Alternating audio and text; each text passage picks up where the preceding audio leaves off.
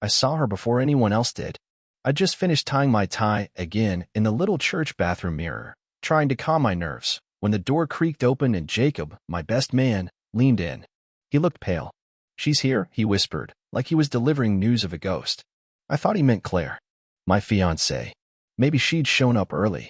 Maybe she wanted to sneak a pre-wedding kiss or one of those just us moments you see in wedding blogs. But he shook his head. "Not Claire," he said. "Emily."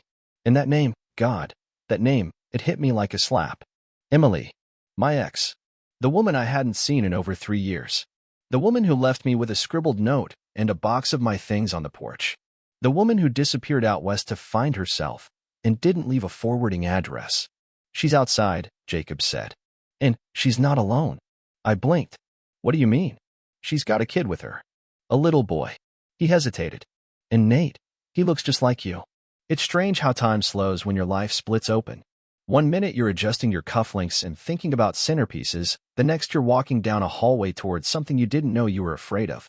I opened the chapel doors and there she was, Emily, standing in the lobby like she belonged there. Like this wasn't the worst possible moment for a surprise visit. She looked different, but not unfamiliar. Same sharp jawline, same storm in her eyes stare. But now she had a little boy on her hip. He had my eyes, my mother's mouth, and hair that curled at the ends the same way mine did when I was 3. Emily smiled, soft, like this was casual. "Hey, Nate," she said. "Figured you should meet Liam." I opened my mouth. No words came. Because there are moments in life when your brain breaks the emergency glass, and all it can do is flash one thought over and over like a dying light bulb. That's my son. I didn't know it yet. Not for sure. But deep down, something ancient, something bone deep, already did. And then I heard Claire's voice behind me. "What's going on?" I turned. She was in her wedding dress. Hairpin just right, makeup still perfect. She took in this scene with the kind of silence that screams. Emily said it before I could. Just introducing Liam to his dad. Claire's expression didn't change. Not really. Just her eyes. They went cold. "Tell me she's lying," she said. I couldn't. I hadn't even formed the question yet. Claire took a step back. "I want a paternity test," she said. "And I'm not walking down that aisle until we know the truth." She didn't raise her voice. Didn't cry. Just turned, lifted her train, and walked back into the bridal suite like she was clocking out of a shift she hadn't signed up for. The music in the chapel kept playing, soft and sweet, like nothing had happened. But something had. Something that would rip the roof off everything I thought I knew. And I stood there, in a hallway full of flowers and promises, staring at a woman from my past and a little boy who might just be my future, trying to figure out where it all went wrong. And what the hell I was supposed to do now. There's a certain kind of silence that comes after everything explodes, not the silence of peace, but the kind that buzzes in your ears like your body's still catching up to the damage. That's the kind of silence I sat in, just outside the bridal suite, knees stiff from kneeling too long, eyes burning from staring at nothing. Claire had locked the door. No screaming. No questions. Just locked it. I didn't blame her. She'd walked into her wedding day thinking the biggest surprise might be me forgetting the ring or the flower girl tripping on her dress. Instead, she found a child-shaped landmine at the altar. Emily had refused to leave the church. She stayed in the front lobby, bouncing Liam gently on her hip like she had every right to be there. Like she wasn't dragging a grenade through the middle of 2 people's lives. I called a lab. Private clinic, discreet, fast turnaround if you paid enough. I didn't ask questions, just gave them my name, explained the situation, and asked how quickly we could get answers. They said 48 hours, maybe less. Emily agreed without hesitation. Too easily, if I'm honest. Said, "He deserves to know," with that same maddening calm she used when she broke up with me years ago. Like consequences were just another form of weather, inconvenient, but passing. The nurse came and went, collected a cheek swab from Liam and a hair sample from me. Promised we'd have results by Monday. That night, the church emptied out. Guests shuffled away, confused, whispering. My mom didn't speak, just hugged me too tight and said, "Call me when you're ready." My father stood behind her with his hands in his pockets and a face like he'd swallowed nails. And me? I went back to our apartment. Alone. The wedding signs were still up. The welcome to Nate and Claire's forever banner hung in the hallway like a bad joke. The fridge was full of catered food we weren't going to eat. The champagne was chilling. The cake was untouched.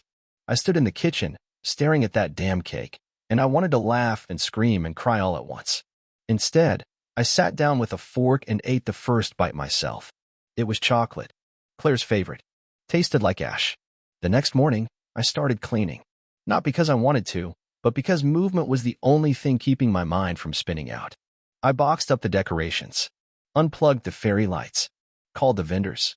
Everyone was polite. Everyone said they understood. No one really did. That night, as I was boxing the last centerpiece, my phone buzzed. A number I didn't recognize. Just one message. Emily isn't telling you everything. Check your email. Attached was a screenshot, a flight confirmation from 3.5 years ago. Her name. A one-way ticket to Atlanta. I froze. Emily had always said she'd gone to California after the breakup. That she needed space, wanted to disappear for a while. But here was proof she'd gone somewhere else first. And right then, the whole story started to tilt sideways. I checked my email. There it was, an anonymous message, no sender, no subject, just a single line of text. You think Liam is the only secret she brought back with her? I sat there, staring at the screen, heart pounding. Because it wasn't just about Liam anymore. Someone was saying there was more. Something deeper. And suddenly, I had this awful feeling in my gut, like I'd only just opened the first door in a long, dark hallway. And Emily?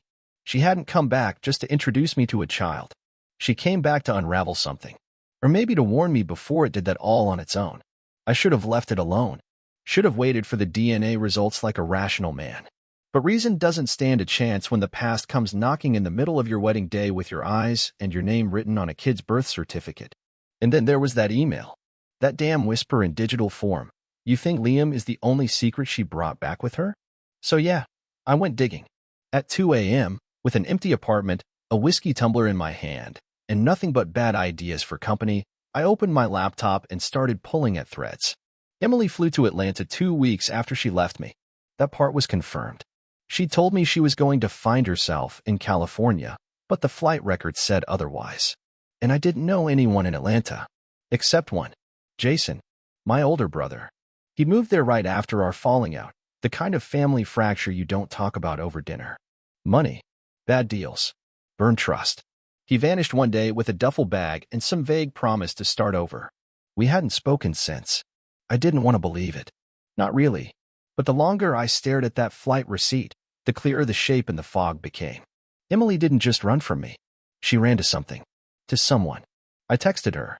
Who do you know in Atlanta? No answer. Who were you with? Silence. I waited. 10 minutes. Then 20.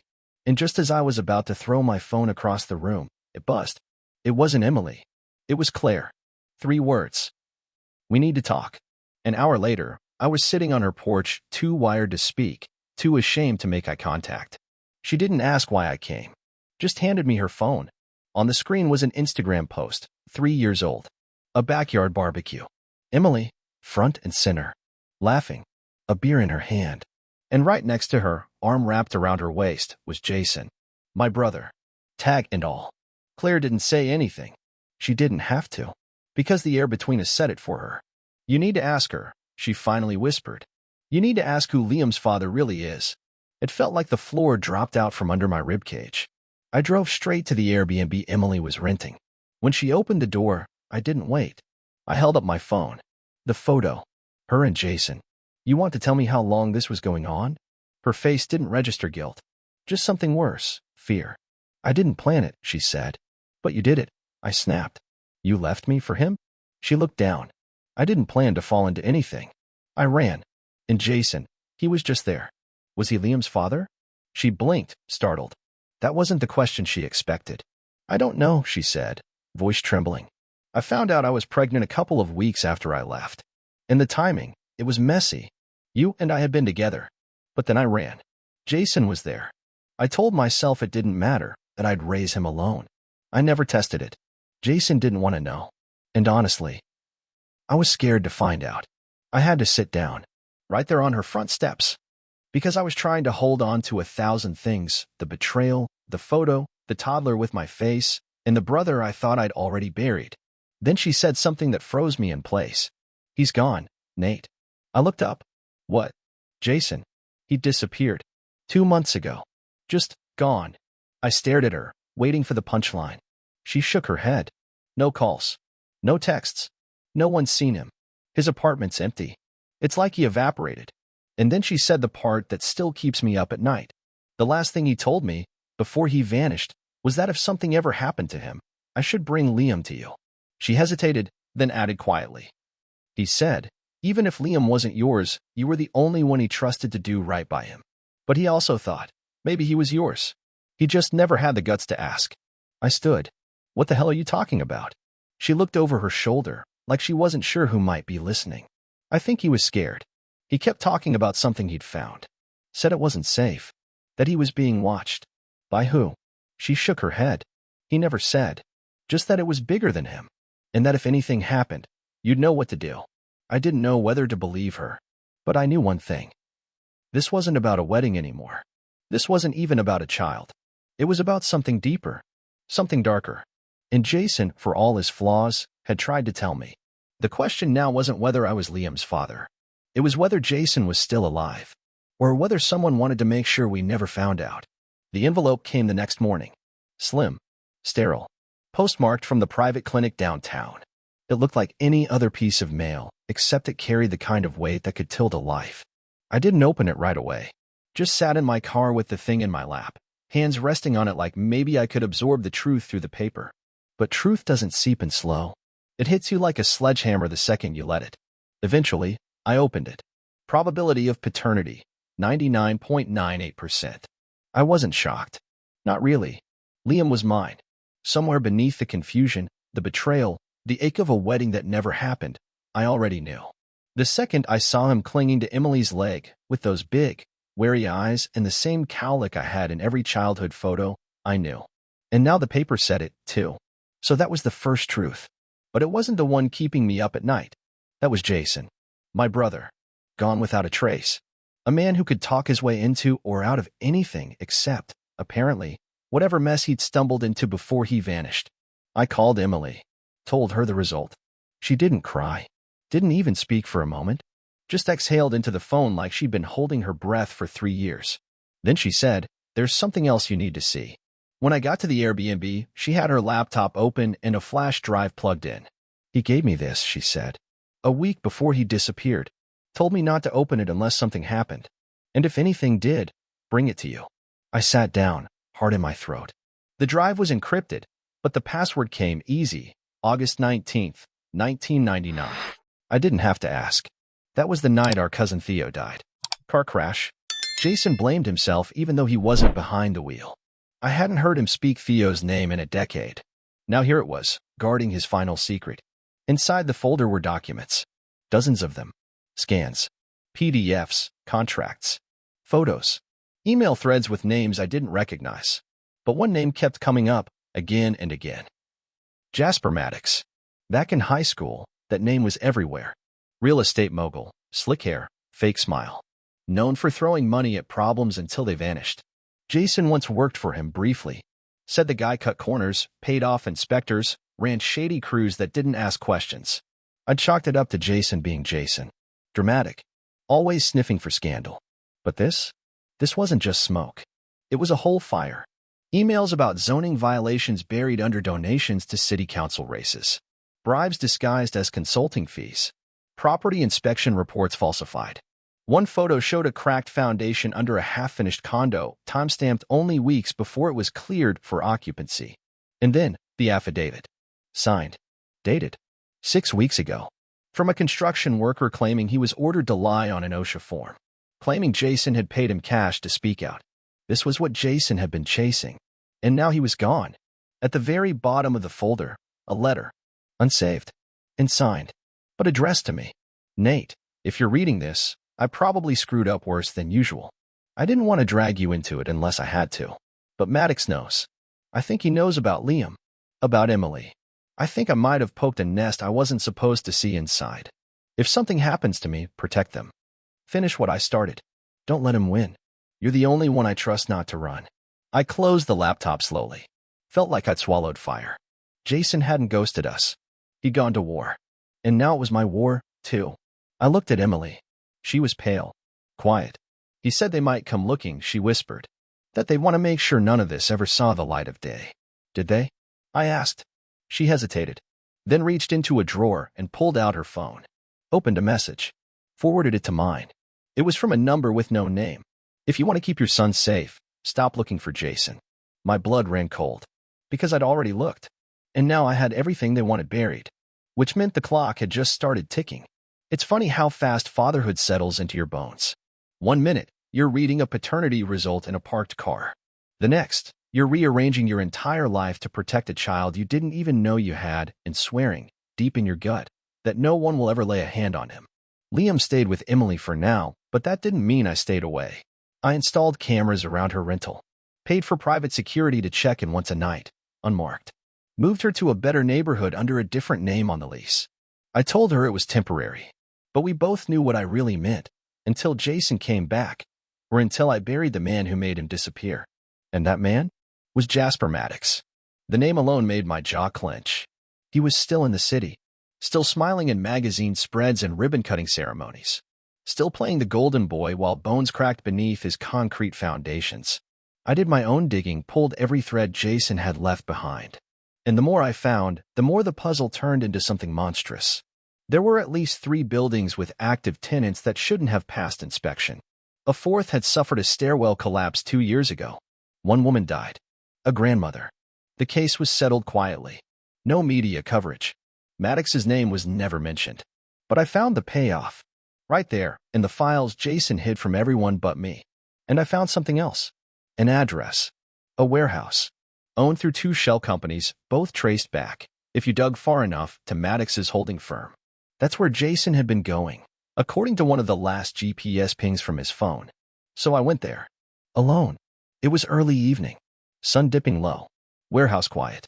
Too quiet. The kind of quiet that feels staged, like the world's holding its breath and waiting to see what kind of man you really are. I picked the side door lock. Not hard, Jason taught me how when we were teenagers. Said it was just in case we ever get locked out of a life we can't walk back into. Inside, it was dark. Rows of storage racks, some covered with tarps. In the back, an office. Locked, but the window was cracked. So I climbed in. There were papers scattered across a desk. A laptop that had been wiped recently. But in the drawer, I found a notebook. Jason's handwriting. Meeting notes. Times. Names. One name repeated more than once. Kessler. Underneath it, Jason had scribbled something in all caps. He knows. And then, underlined twice. Use the recording. That's when it clicked. Jason had been building a case, not just with files, but with voices. Evidence they couldn't dispute. And if he mentioned a recording, I had to find it. I left the warehouse, heart pounding, hands shaking. Drove straight back to the apartment and tore through the backup drive Jason had included in the envelope. Nothing. Then I remembered the burner phone Emily said Jason had left behind when he last saw her. She'd stored it in a shoebox under her bed. We powered it on together. Inside was one saved file. J_Maddox_call_4.mp3. I pressed play. The voice that came through made my stomach twist. It was Maddox. Calm, smug, like he was ordering lunch. You think you've got me cornered, but you don't. No one cares. They all got their piece. The city. The unions. The inspectors. You're not a whistleblower, Jason. You're a gnat. And if you don't drop this, I'll crush you. And your little family. There was silence. Then Jason's voice. You come near my kid, and I swear to God, click. That was the end of it. But it was all I needed. Jason had recorded it. Maddox had threatened his life. His child. And Jason had vanished less than a week later. I sat in the living room, head in my hands, while Liam played with blocks at Emily's feet, humming to himself like the world hadn't just shifted again. That night, I sent the recording to 3 places. A lawyer I trusted, a journalist who owed me a favor, and a friend at the city licensing office who'd seen too many things and stayed quiet for too long. And then I sent one last email to Maddox. No subject, no message, just the file, and the words. Try me. Because I wasn't just some abandoned groom anymore. I was a father, and this was war. You ever hold your breath for so long, you forget what breathing feels like. That was me. For weeks. After I sent the recording to Maddox, I waited. Not for an apology, I knew better. Men like him don't apologize. They don't flinch. They lawyer up, hide behind expensive suits, and hope the dirt dries before anyone sees it. But this time, it didn't. The journalist ran the story first, Front page, full spread. Local developer tied to unsafe housing, bribery scandal, possible intimidation of whistleblower. No names in the headline. But Maddox's face was right there, staring back at the city like a ghost caught in daylight. Usually, stories like this get buried under press releases and spin. But not this time. Within 24 hours, the mayor's office released a statement, vague, cautious, but real. Within 48, the licensing board froze every active permit tied to Maddox's company, citing public safety concerns. By the end of the week, 2 former inspectors had come forward, said they'd seen too much for too long, and now, with the evidence out, they weren't willing to stay silent anymore. Both confirmed what Jason had suspected. Payoffs. Pressure. People looking the other way while floors cracked and walls bowed under the weight of silence. But the question still burned. Where was Jason? And then, I got the call. Blocked number. I almost didn't answer. But something told me to. Nate, a voice said. Hoarse. Familiar. I gripped the phone so hard I thought it might snap. Jason. He coughed. Laughed. Took you long enough. Turns out, he'd been hiding. Not out of fear. Out of calculation. He knew Maddox had eyes everywhere. So he'd left breadcrumbs for me, hoping I'd find them. Hoping I would finish what he couldn't. He'd watched the article drop from a motel 2 states over. You did it, he said. No, I told him. We did. That afternoon, I told Emily. She cried. Said Liam could meet him whenever he was ready. Said maybe now they could finally stop running. Not just from Maddox, but from the shame of every choice that had led them to this broken, twisted timeline. And Claire? She came by that night. I didn't expect her. I was sitting on the porch, Liam asleep inside, Emily out for groceries. Claire stood at the bottom of the steps for a long moment before she spoke. You didn't deserve that, she said. I didn't deserve you, either, I replied. She came up slowly, sat beside me. I loved you, she said. I know. She didn't ask for me back. Didn't kiss me. Just took my hand, held it, and said, You're going to be a good father. And that was enough. That was grace. Because some people are meant to love us for a chapter, not the whole book. And even though she didn't stay, she stayed honest. And I'd take that over a perfect lie any day. Months passed. Jason came back, slowly. He showed up for Liam's 4th birthday with a gift that made the boys' eyes light up like the 4th of July. They don't call him Dad. They call him Uncle Jay, and that feels right. The past is still the past. But forgiveness is present tense. Emily and I, we're not together. Not in the way people expect. But we are parenting together. And there's a strange kind of peace in that. Raising the child we made, however messily, in the shadow of so many wrong turns. We share drop-offs, doctor's visits, pancakes on Sundays. And Liam?